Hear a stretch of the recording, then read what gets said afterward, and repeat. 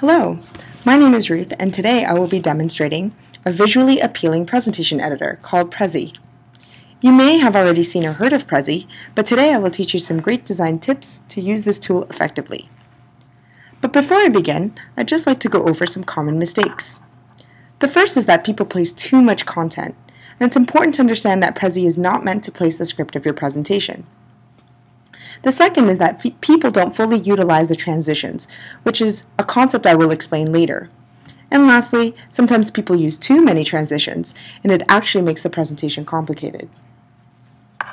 Before you begin, it's important to understand the concept of Prezi, and I've summarized that into two main ideas. The first is to think of your presentation like a canvas.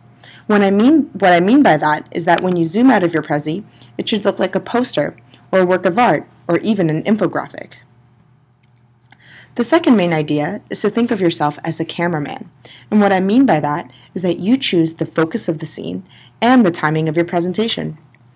If you think of your presentation in this way, you'll start to think about the movement of your presentation and not just the content or the images. Now I'll move on to some great design tips, and the first is to understand that less is more. The less information, the clearer the message, and that's why it's best to focus on few items on the screen.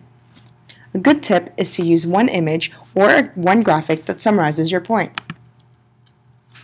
Which leads me to my second design tip, is to simply highlight or draw out the key points of your presentation. You, as the speaker, will be able to discuss the details, but when you place those details on the screen, it actually takes away focus from you, the speaker.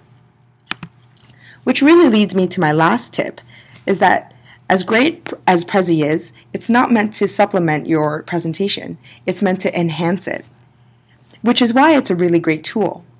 It's a great tool because it focuses on the main points of your presentation, and it actually forces you to focus on the delivery of your presentation. And these are just some tips to use Prezi.